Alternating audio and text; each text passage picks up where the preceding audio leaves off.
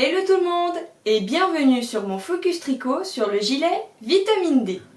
Alors, le gilet vitamine D, je l'ai actuellement sur moi et c'est donc un gilet top down, donc du haut vers le bas, avec un jeu de rangs raccourcis qui fait que l'arrière est beaucoup plus long que le devant, mais ça vous l'avez vu dans les photos à l'introduction. Et en plus de ça, il y a aussi un jeu de mailles jetées qui fait un petit motif ajouré. Voilà. Sinon, les finitions des manches et du corps sont en point mousse. Et c'est tout. J'ai tout dit. Voilà. Je vais commencer par vous parler de la base et ensuite je vous parlerai du patron. Donc, pour la base, c'est la laine de la marque Urso Yarn et le coloris et la base. Voilà. Et donc, c'est du BFL. Je vais prendre ça. C'est du BFL. Et je vais en premier, je pars dans tous les sens, je vais en premier vous montrer l'échantillon. Comme ça, vous pourrez voir les nuances de la couleur. Ah, je vous ai pas montré. Bon, c'est pas grave. Le coloris, ah bah oui, vous l'avez vu. Mais je vais remettre comme ça, sinon je vais à chaque fois chercher la page. Le coloris, c'est mauve. Donc c'est un rose avec des nuances de couleur violette, plus mauve et surtout rose poudré. Voilà. Alors, pour l'échantillon. Alors, la particularité de cette laine, et je pense que vous avez pu le voir sur l'échantillon, c'est qu'elle est un peu irrégulière. Alors, je vous rassure, après lavage, ça s'atténue beaucoup. Mais c'est aussi ce qui fait un peu le charme de la laine, c'est que c'est... Je sais pas comment vous expliquer, mais c'est... Voilà, c'est beau.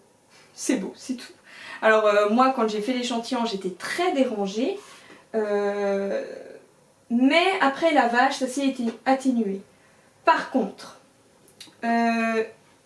si je peux dire quelque chose de légèrement négatif sur cette base, c'est que si vous avez une très grande différence entre la maille envers et la maille endroit, ça se verra beaucoup. Elle ne pardonne rien. Vu qu'elle n'est pas très ronde, et ben quand vous avez une différence, ça se voit, même légère, comme vous pouvez voir là par exemple, j'ai eu une petite irrégularité et ça se voit tout de suite. Voilà. C'est d'ailleurs ce qui m'a permis de revoir ma manière de faire la maille envers, parce que ça m'a permis de voir à quel point mon rang droit et mon rang envers est différent. Et donc, j'ai réussi, et donc maintenant ça ne se voit quasiment pas. Donc l'échantillon a été fait avec mon ancienne méthode de maille envers et le tricot avec ma nouvelle méthode, et je trouve que l'irrégularité est moins marquée. Mais d'un autre côté, bon, la laine est comme ça et ça ne me dérange pas énormément. Donc ça va. C'est juste que, ayant terminé un projet avec une laine bien ronde, même très spéciale, c'était un peu radical comme différence, mais ça va. Donc je vais vous montrer... Ah bah oui, j'ai là. Ah, c'est pratique ce livre, hein, dis donc. Je vais vous montrer avec un fond blanc du coup. Vous allez pouvoir voir la fibre. Est-ce que vous la voyez? Par contre, le côté négatif, c'est que je ne vois absolument rien de ce que je vous montre. Je vais plutôt faire ça comme ça. Comme ça, je vois un peu plus. Et puis vous pouvez voir aussi, je pense.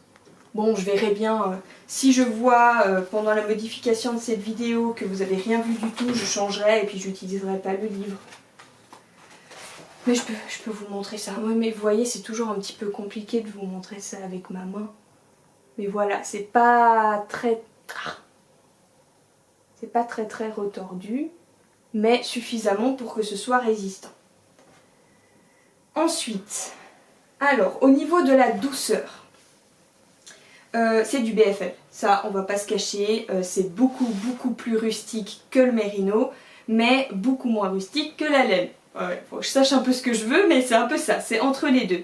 C'est-à-dire qu'elle a pris les bons côtés de la laine bien rustique, quoi. C'est-à-dire qu'elle est plus... elle a une allure plus résistante. Voilà. Elle a l'air de tenir mieux, de pas se déformer au lavage, de pas trop s'allonger, de tenir en forme, c'est-à-dire que si vous faites un gilet en déca avec aucune couture, vous avez moins de risques que ça se déforme avec du BFL qu'avec du Mérino. Parce que le Mérino étant une laine, et surtout le Mérino Superwash, parce que la différence en fait entre les deux, c'est que la fibre a plus de poils. Et les poils, après lavage, ils s'accrochent entre eux. Plus ils ont de quoi s'accrocher, moins ils bougent en fait. Parce que ils sont collés entre eux, donc du coup ils ont moins tendance à partir en longueur. Mais le problème avec le Mérino Superwash, c'est que la laine, en fait, on lui a enlevé toutes ses écailles, tout ce qui lui permet de s'accrocher avec ses copains, ses autres mailles, etc.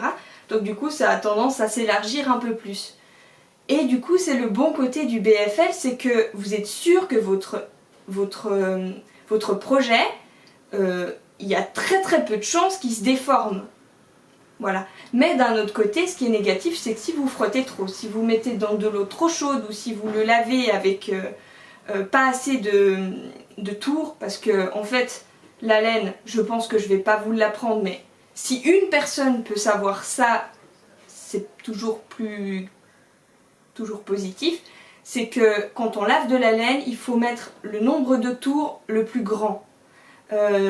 Parce qu'en fait, quand ça tourne très vite, la laine est plaquée contre les bords du tambour, et donc du coup, elle fait moins... parce que quand on met en mode lavage à la main et qu'on ne change pas le nombre de tours, la machine, elle fait comme ça. Et vous voyez très bien en fait que votre tissu, il va tourner jusqu'à la moitié, puis après il va retomber. Et il va faire comme ça. Et s'il fait ça pendant 30 minutes, et ça génère du frottement, beaucoup plus que si ça tourne très vite et qu'il reste plaqué contre le tambour et qu'il bouge quasiment pas en fait. Donc voilà, petite parenthèse fermée. Et donc, au niveau du feutrage, il faut faire très attention parce que toutes les laines rustiques feutrent plus rapidement. Donc ça feutrera plus que le Mérino. Donc il faut faire attention quand on lave, de frotter le moins possible et d'avoir le moins d'eau chaude possible. Mais d'un autre côté, en fait non, il n'y a rien à dire. Pourquoi est-ce que j'ai dit ça? Je ne sais pas, mais c'est pas grave. Et donc voilà, au niveau de la douceur, donc ce que j'étais en train de dire, c'est que elle n'est pas piquante, mais elle n'est pas douce. Voilà. Elle est rustique, c'est de la laine rustique. Mais qui ne pique pas, c'est pas les laines rustiques où dès qu'on met le vêtement avec à même la peau, on a envie de l'enlever, de l'arracher, de le jeter par la fenêtre tellement que ça nous gratte. Non. D'ailleurs, si mon échantillon est légèrement déformé, c'est que je l'ai mis dans mes sous-vêtements du haut pour vérifier si je supportais parce que j'ai la peau sensible. Et ça va. En fait, ça, pour moi, je sens que c'est sur ma peau, comparé au Mérino où presque j'ai envie de dormir avec. Là, je sens que c'est sur ma peau, mais ce n'est pas désagréable. J'ai pas envie de me gratter, j'ai pas envie d'enlever mon vêtement. Voilà, c'est très supportable. Je l'ai porté quand il commençait à faire très chaud. Je l'ai porté le matin et puis je l'ai gardé jusqu'à ce que je me rende compte que j'avais trop chaud. Et donc j'ai pu vérifier. J'ai pu voir que même parce qu'avant de me rendre compte, j'ai un petit peu transpiré. Et donc du coup, même avec la transpiration, ça m'a pas dérangée. Alors que certaines laines, dès qu'on transpire, mais moi je deviens toute rouge, j'ai envie de me gratter. C'est pas que je suis allergique, mais c'est que j'ai la peau qui est facilement irritée. Donc voilà. Par contre, si vous êtes quelqu'un qui a la peau vraiment très sensible, qui ne supporte pas le mohair, qui ne supporte pas l'alpaga, qui est plus sensible que moi, parce que moi je supporte le mohair et soie. Hein. Mohair tout simple, j'ai touché, je sais que je vais pas supporter, mais mohair et soie je supporte et alpaga je supporte. Mais bon, le seul alpaga que j'ai testé jusqu'à maintenant c'est alpaga soie cachemire. Mais voilà, je sais que certaines personnes, même l'alpaga soie cachemire ou le mohair soie, vous supportez pas. Si vous supportez pas ces deux-là, vous n'allez pas supporter cette base. Ça, j'en suis sûre. Parce que moi, je le supporte, et donc du coup, je supporte ça. Mais je pense que si vous supportez pas le mohair, ça non plus, parce que c'est à peu près l'équivalent au niveau de la sensation. Même si mohair, mon mélange du Black Barlow, là, c'est quand même super doux comparé à ça. Mais... Bref. Donc, pour la douceur, c'est tout ce que j'avais à dire. Et d'un autre côté, et ça j'ai eu des teinturières qui me l'ont confirmé aussi, c'est que le BFL... Il y a des fous qui sont en train de crier dans la rue, c'est pas grave. Le BFL capte énormément la lumière. C'est impressionnant, on dirait presque qu'il y a de la soie dedans. Ça ne brille pas comme la soie, ça ne brille pas. Mais, je sais pas comment vous expliquer, mais quand vous le mettez à la lumière, c'est vraiment lumineux, beaucoup plus que le mérino, je trouve. C'est vraiment, ça, je n'ai pas un meilleur mot pour dire, ça capte plus la lumière que le mérino, et donc du coup, ça a un rendu vraiment soyeux, j'aime énormément. Là, je pense qu'à la caméra, vous ne pourrez pas le voir, mais croyez-moi sur parole, la couleur sur cette base, c'est vraiment magnifique. Magnifique. Au soleil, c'est pas brillant, mais c'est lumineux. Voilà, c'est lumineux. Ensuite, ça, je pense que vous pouvez le voir. Je vais vous le montrer sur la manche. Non, je vais vous le montrer là. Il y a un léger halo. Voilà. Vous allez le voir, je pense. Des petits poils. Je vais m'approcher. Voilà. Il y a des petits poils. Beaucoup plus que le mérino. Et c'est tout.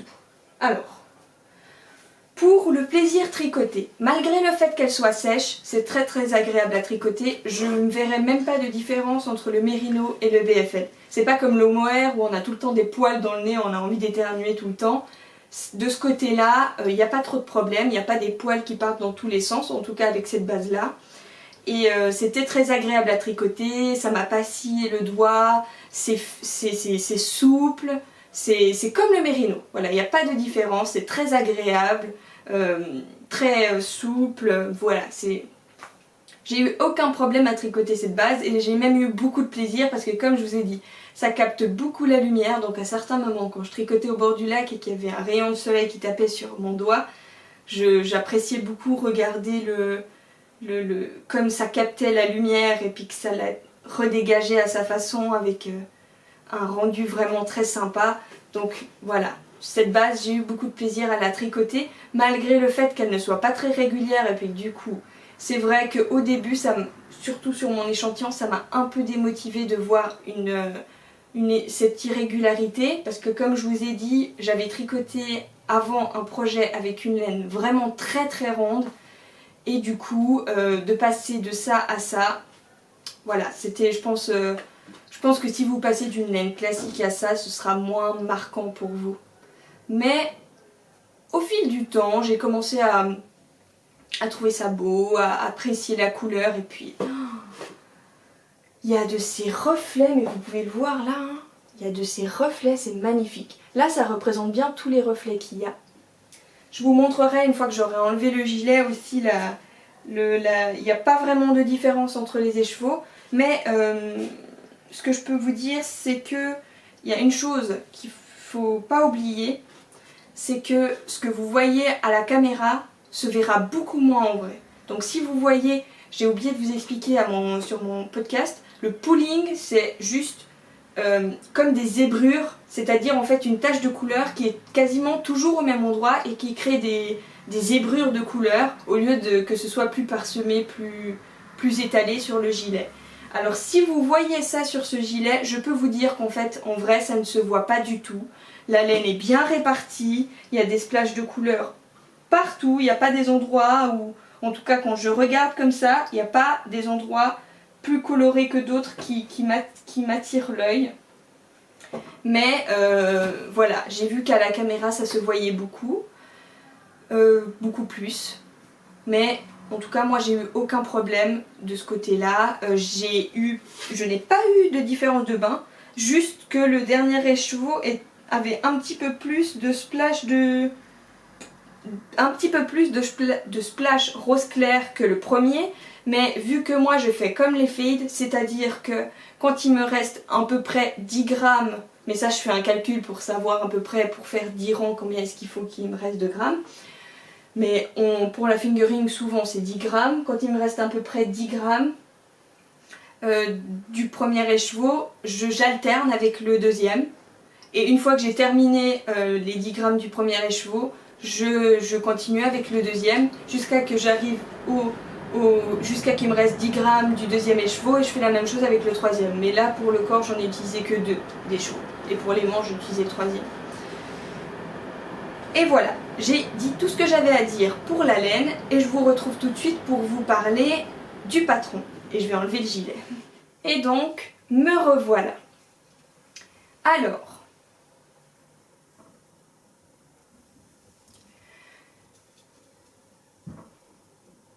le patron. Déjà, je vais vous montrer les nuances. Non. Retournons en arrière. J'ai fait la taille S. Et normalement, je l'ai dit ici, oui, j'ai fait la taille S, en sachant que j'avais un échantillon un peu plus petit, mais vu que mon dos, vu que ça prend pas en compte mes seins, fait la taille XS, sincèrement, quand c'est un gilet qui ne se ferme pas, je fais beaucoup moins attention à l'échantillon, même si j'en fais un quand même, parce que non plus, je ne veux pas terminer avec un truc trop grand, mais si c'est plus petit, je sais que j'ai un dos... derrière le dos, j'ai déjà mesuré et j'ai en dessous de la taille XS. Donc, dans tous les cas, si j'ai un échantillon plus petit, ça m'ira. Donc, je m'en fiche un peu. Au niveau des rangs, par contre, là, je sais pas ce qui s'est passé, mais au niveau de l'échantillon, c'était un peu une catastrophe. Et en plus, ça avait rien à voir avec le gilet. Donc, je pense que, je sais pas, je sais pas ce qui s'est passé. C'est la première fois que ça m'arrive, ça dépassait en fait le carré, mais quand j'ai tricoté, bah en fait, ça va, c'est pas... les manchures est bien, mais bon. Franchement, je sais pas trop ce qui s'est passé, mais faites quand même un échantillon et prévoyez un peu plus de rangs que d'habitude en plus, parce que je sais pas, je trouve que... Après c'est peut-être ma manière de tricoter d'avant, où vu que j'avais une différence entre le rang envers et le rang droit, ben peut-être que du coup en rond c'était un peu bizarre. Mais bon, là j'avais l'impression que c'était plutôt normal. Donc, comme je vous ai dit, c'est un top down et on fait des rangs raccourcis que vous pouvez voir juste ici. Et que vous avez vu aussi sur la photo d'introduction. J'ai une photo où je fais un peu la chauve-souris. Voilà. Donc, je vais faire comme ça. Les rangs raccourcis sont ici. Là où il n'y a pas les petits trous, c'est les rangs raccourcis. Voilà. Moi, j'ai fait des German Short Row. Donc des rangs raccourcis à l'allemande. Je vais vous mettre sur l'article de blog dédié à ce focus le lien qui va vous rediriger sur la vidéo que j'ai regardée pour apprendre à faire des rangs raccourcis à l'allemande. Les rangs raccourcis à l'allemande se voient quasiment pas sur du jersey. Donc c'est pour ça. Dès qu'il y a du jersey, je fais des rangs raccourcis à l'allemande. Donc vous voyez, en plus c'est très discret. Bon, les rangs raccourcis ça se voit toujours. Et heureusement parce que ça donne quelque chose de sympa, ça fait un petit triangle. Mais disons que c'est pas dégueulasse, c'est pas irrégulier, c'est plutôt c'est plutôt pas mal du tout et vous pouvez voir sur l'envers que c'est propre. Voilà. Là où il n'y a pas les petits trous, c'est les rangs raccourcis. Hein. Donc voilà. Alors, je ne vais pas vous dévoiler le patron parce qu'il est payant. Je vais vous mettre le prix juste ici parce que je m'en souviens plus, mais c'était à un prix qui est dans la moyenne, c'était abordable, à peu près 7 francs, même peut-être... Ah oui, pas en francs, mais pour vous ça devait être 7 ou 6 euros. Bon, je ne veux pas dire de bêtises, je vais noter ça en bas, mais moi en tout cas j'ai pas le souvenir que c'était cher et ça valait la peine parce que c'est vraiment du travail avec les trous, la séparation, les rangs raccourcis, les augmentations, les montures. Non, franchement, je suis pas du tout déçue de mon achat. Je suis même très contente, je l'aime beaucoup. Donc vous pouvez voir sur le dos que ici il y a c'est un peu plus large et en fait c'est des trous qui s'élargissent au fur et à mesure qu'on tricote et qui s'arrêtent à l'émanchure au niveau du dos et qui continuent. Ah oui, pardon, emmanchure. Je sais pas pourquoi je fais ça. Je sais pas pourquoi est-ce que je bug avec ce mot, mais c'est emmanchure, excusez-moi. Alors, donc, les trous, eux, au niveau du devant, ils sont tout le long du pan de devant, sauf pendant le moment où on fait les rangs raccourcis. Voilà. Alors, qu'est-ce que j'ai d'autre à vous dire? Mon montage et mon rabattage. Si jamais, vous pouvez toujours voir mon montage et mon rabattage. Je vous mets les liens des vidéos avec lesquelles j'ai appris et j'ai été très contente. C'était clair, limpide, voilà. Je vous mets tout le temps ça sur en bas de mon article de blog du Focus et puis dès que j'en parle, je mets, dont méthodes et astuces. Oui, quelque chose comme ça. Vous verrez les liens des vidéos et c'est écrit montage et rabattage. Voilà. Et sur mon Ravelry aussi, vous pouvez voir. Je le mets à chaque fois parce que je fais toujours le même, donc je fais copier-coller, ça me demande pas trop de temps. Alors, vous pouvez voir donc que j'ai fait un montage German Twisted Caston qui ne se voit pas du tout au relevage de mailles. Vous pouvez voir. C'est invisible. Donc moi, ça me plaît. Et j'ai fait un rabattage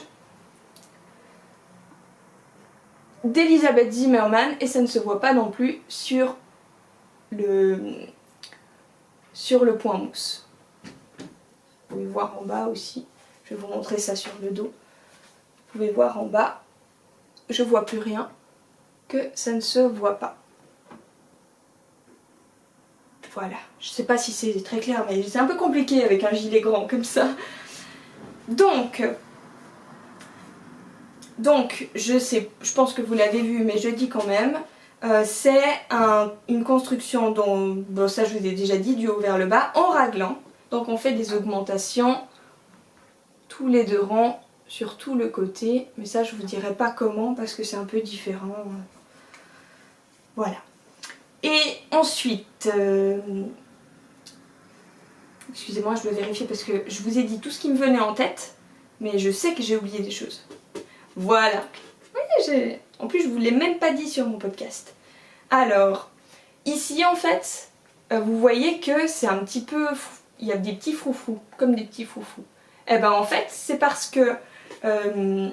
quand j'ai fait pour la première fois un patron de Marie-Amélie, qui est donc le Black Barlow, j'ai découvert sa technique pour resserrer les manches à la fin sans que ça fasse un effet bouffon quand même. C'est pas le but recherché. Le but recherché, c'est que les manches, sauf dans certains de ces gilets, mais la plupart du temps, c'est juste pour que au niveau du poignet, ce soit serré et que ça frotte pas partout, etc. Et quand j'ai découvert cette technique, à partir de là, je le fais tout le temps pour tous mes gilets. Parce qu'en fait, voilà, je supporte pas d'avoir ma manche qui traîne sur les... etc. Du coup, je passe mon temps à les remonter et grâce à cette technique, je ne les remonte plus. Puis aussi, je les fais un peu plus courtes. Mes manches s'arrêtent toujours là. Voilà, toujours. Déjà pour que je puisse voir l'heure avec ma montre. Et puis parce que comme ça, je peux faire tout ce que je veux sans être obligée de toujours remonter les manches. En plus, je garde des enfants, donc voilà, ça demande beaucoup de... je préfère. Donc, voilà. J'ai donc diminué drastiquement le nombre de mailles avant de commencer le point mousse. Après je vous dirai pas exactement comment elle fait parce que bon c'est son patron, c'est elle qui l'a imaginé, c'est son idée et du coup j'ai pas envie de vous dévoiler ça. Mais si vous prenez un de ses patrons, en tout cas ceux que j'ai fait, à chaque fois il y avait cette technique. Et donc ce qui fait que c'est quand même resserré au niveau du poignet. Voilà, ça tombe pas. Et c'est parfait, j'adore. Mais ça donne pas un côté bouffon. Vous aurez pu le voir dans les photos du début de la vidéo. Sinon, je vérifie encore une fois. Les manches, alors, elles peuvent paraître larges quand on la tricote. Moi ça m'a paru très large, j'ai pas d'effet parce que j'ai essayé, c'est pas non plus une catastrophe. Mais j'étais un peu déçue et j'avais déjà trop fait la manche pour la défaire parce que ça m'embêtait.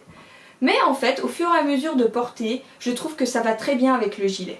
Voilà, ça change un peu pour moi parce que souvent mes manches sont resserrées. Mais voilà, je trouve que ça va bien avec le gilet, ça fait pas quelque chose de moche. Et voilà, c'est pas mal. Par contre, au niveau de la manche, ce qui m'a un peu embêtée, c'est la liaison entre voilà, vu qu'on tricote en rond. Donc j'ai essayé de faire ça, que je n'ai pas fait à la première manche, mais ça ne se voit quasiment pas. Et à la première manche, j'ai essayé... J'ai rien essayé du tout en fait. Du coup, je trouve même que ça se voit moins que ma technique bidon. Voilà, ici. Alors je peux vous dire que ça m'a un peu travaillé pendant un petit moment, puis maintenant j'ai oublié parce que ça se voit pas en fait. Jusqu'à maintenant, à chaque fois que je l'ai porté, ça ne se voit pas.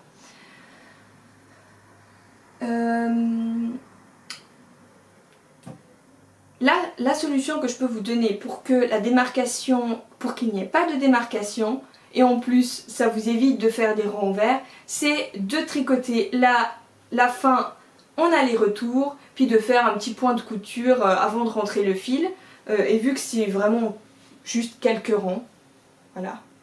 Et ben je vous conseille, moi en tout cas, à chaque fois que j'aurai une finition en point mousse sur des manches, je ferai ça automatiquement parce que c'était un petit peu une catastrophe et j'étais un petit peu déçue que ça se voit autant la démarcation et ça m'embêtait un peu.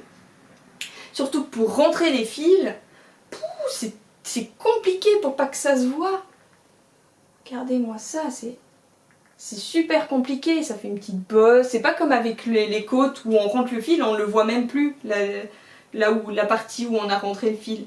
Mais là ça se voit beaucoup et donc du coup je pense que ça se verra moins si on fait en aller-retour. Donc moi en tout cas le point mousse sur des manches je ferai toujours en aller-retour.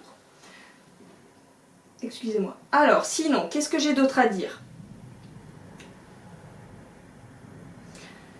Voilà, mon dernier petit truc, mon avant-dernier petit truc que j'ai à dire, c'est un petit côté négatif sur ce patron que pas mal de personnes ont rencontré, c'est la partie des rangs raccourcis. Donc cette partie-là. La designer n'est pas très claire et en fait elle fait quelque chose qui est très différent de ce qu'on fait d'habitude, c'est qu'elle nous dit de tricoter un certain nombre de mailles. Dans mes souvenirs c'était 3, oui, elle dit de tricoter 3 mailles après le tour. Donc là on parle de rang raccourci. Donc moi quand j'ai vu après le tour, pour moi c'était, il y a le rang raccourci, là la maille bizarre, et on compte 3 mailles après. Pour moi c'était ça. Mais en fait non. Et ça, je vous le dis, vous lisez bien tout le paragraphe, même si c'est chiant, parce qu'en fait elle va mettre un petit astérix à ce niveau-là, au moment où elle dit après le tour, machin, point, avec un petit astérix, ou je sais plus trop quoi, qui va vous amener en bas du paragraphe, et en bas du paragraphe elle va dire après le tour en comptant la maille bizarre, la maille ils disent short, en comptant le tout. Non. Eux ils font un ah comment ça s'appelle déjà? mailles enroulées, wrap and turn. Donc elle dit 3 mailles après le tour en comptant le wrap. Elle dit ça en anglais. Hein. Et donc du coup, ensuite elle dit sans compter le wrap, 2 mailles après. Voilà, 2 mailles après le wrap. Donc c'est 2 mailles après le wrap. Quelque chose comme ça. Donc faites très attention, quand elle parle de tour, elle compte le wrap dans le nombre de mailles. Pour elle, le tour, en fait, ça s'arrête à la dernière maille avant le wrap. Donc vous comptez le wrap et après vous... Donc c'est-à-dire s'il y a le wrap, si elle dit 3 mailles après le tour, vous comptez le wrap et 2 mailles normales. Donc ça fait 3. Je ne sais pas si j'ai été suffisamment claire, mais en tout cas, ce que je peux vous conseiller, c'est vraiment de lire tout le paragraphe minutieusement, mot après mot, et vous verrez bien qu'à un moment, elle va le dire. Voilà. Il y a certaines personnes qui ont fait l'erreur du coup de compter 3 mailles après le wrap, et du coup, elles se sont retrouvées avec trop loin comparé à ce qui était censé être, et elles ont dû tout défaire. Et même si c'est juste le pont de devant, vous pouvez voir qu'au bout d'un moment on a beaucoup de mailles et c'est vraiment casse-pied. À un moment j'ai dû défaire parce que je m'étais trompée sur un wrap, je ne sais pas pourquoi, et donc du coup j'ai dû défaire toute une section de rangs raccourcis. Mais voilà, alors la seule chose que je peux vraiment vous conseiller pour éviter de faire la même erreur que moi, bref, attendez, je vais conclure le sujet du wrap, du manque de clarté. C'est dommage qu'elle ait fait quelque chose d'aussi compliqué pour quelque chose d'aussi simple, mais voilà, chacun a ses défauts, sa manière d'écrire, ça arrive. Sinon, pour le reste du patron, c'est limpide, très bien écrit, pour chaque rang elle met le nombre de mailles, c'est super, j'ai rien à dire, c'est vraiment très clair. Juste le petit truc du wrap, mais sinon, j'ai rien à dire sur son patron, il est vraiment adapté à une débutante. Malgré le fait qu'il y ait des rangs raccourcis, attendez, je pense pas que c'est pour une débutante qui... Si vous avez déjà fait des châles avec des rangs raccourcis, vous pouvez faire le gilet. Par contre, si vous n'avez jamais fait des châles avec des rangs raccourcis, je vous conseille de faire ça avant, dans le sens où souvent quand on fait des châles au rang raccourci, il faut penser à plusieurs choses, c'est-à-dire aux augmentations au début du châle, à la fin du châle, au rang raccourci, à reprendre la couleur ou des choses comme ça. Puis du coup, ça peut déjà vous exercer à devoir penser à plusieurs choses dans un seul rang, ce qui vous permettra de pouvoir commencer ce gilet sans se sentir totalement débordé. Parce qu'il y a le motif auquel il faut penser, il y a l'augmentation des raglans et le motif du dos qui n'est pas le même. Pas le même nombre de mailles séparées sur le même rang. Ensuite, il faudra penser au rang raccourci, mais aux augmentations au début. Donc voilà, il faut juste... C'est pas compliqué, mais il y a beaucoup d'informations sur un seul rang. Et si vous êtes débutante et courageuse et que vous n'avez pas tendance à être tête en l'air et à facilement faire des erreurs parce que vous avez oublié, normalement, ça devrait aller. Ça va être un peu un challenge, mais ça peut le faire. C'est pas trop compliqué. Donc voilà. C'est tout ce que j'avais à dire. Après j'ai commencé à dire quelque chose et j'ai oublié. Oh là là. Ah oui. Donc, l'erreur que j'ai fait en fait, c'est que j'ai pas pensé à compter je sais pas comment vous dire.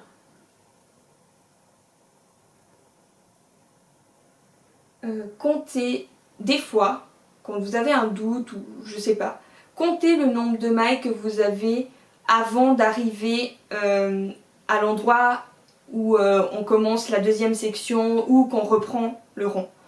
C'est-à-dire qu'en fait, il y a dans la première section de rang raccourci, elle vous dira d'arrêter de faire des rangs raccourcis à un certain nombre avant la fin du rang.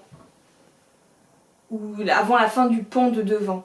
Donc du coup, vous vérifiez régulièrement combien de mailles vous avez avant d'arriver au nombre qu'elle dit pour voir si ça tombe bien. Et aussi, quand vous êtes à la deuxième section, vous comptez le nombre de mailles qu'il y a avant le dernier rang raccourci de la première section. Ça vous pouvez le voir que quand vous tricotez hein, ce gilet, je suis désolée mais je peux pas être plus claire. En fait, quand on fait la première section, on a un dernier rang raccourci qui est encore sur l'aiguille. Et vu qu'on reprend les rangs raccourcis du début, bah on tricote pas encore ce rang raccourci. Donc du coup on peut se baser sur ça pour savoir le nombre de mailles qu'il faut avoir pour tomber bien. Voilà. Moi je ne l'ai pas fait. Et je l'ai regretté parce qu'en fait il me manquait une maille. Et psychorigide comme je suis, j'ai tout défait. Voilà. Parce que j'avais pas envie qu'il manque une maille, parce que du coup ça donnait pas un côté esthétique au niveau de la suite des rangs raccourcis et de la liaison entre la première section et la deuxième, ça donnait un truc un peu bizarre, puis ça me dérangeait, alors j'ai recommencé. C'est pas énorme non plus, c'est pas comme si j'ai recommencé 10 cm du gilet, mais ça m'a un peu embêté. Donc je vous conseille de régulièrement vérifier si ça tombe bien. Sinon, pour le plaisir tricoté, je ne me suis pas du tout ennuyée. Pas du tout, pas une seule fois j'avais pas envie de le tricoter. C'est vraiment, ça a un rythme, comme je vous ai dit on doit penser à beaucoup de choses en même temps, mais justement moi c'est ce que j'aime pas du jersey à l'infini, j'aime pas. Donc du coup là je trouvais sympa qu'on doit penser à ça, au nombre de mailles séparées du motif, mais qu'on ait aussi 4 rangs de jersey simple pour pas que ce soit trop compliqué. Le fait qu'il y ait les rangs raccourcis, ben on se réjouit d'y être pour que ça commence à avoir la forme qu'il y a sur la photo du gilet.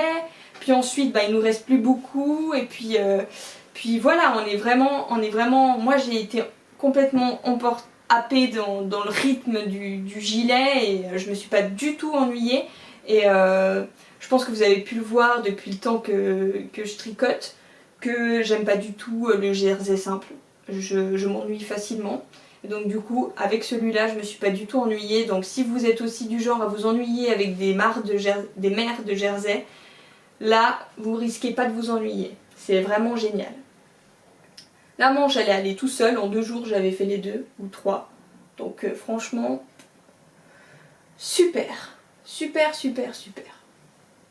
Je suis très contente de ce gilet. Et je vous le conseille vivement. Le patron est limpide. La forme est géniale. Voilà. Vous pouvez aller voir aussi si le fait que ce soit plus court devant que derrière vous gêne un peu. Il y a énormément de personnes qui n'ont pas fait de rangs raccourcis ou qui ont fait qu'une partie des rangs raccourcis. Et c'est très sympa aussi en fait. Je me dis même peut-être qu'un jour je ferai comme ça. Donc vous pouvez aller voir. Franchement, il y a énormément de personnes qui ont fait ce gilet et c'est très inspirant au niveau des couleurs. Même si moi j'ai été inspirée par un gilet de Liz Taylor. Je vais pas vous mettre les photos parce que je l'ai déjà fait. Puis bon, je dis rapidement, elle avait un rose poudré avec un gilet ouvert sans bouton.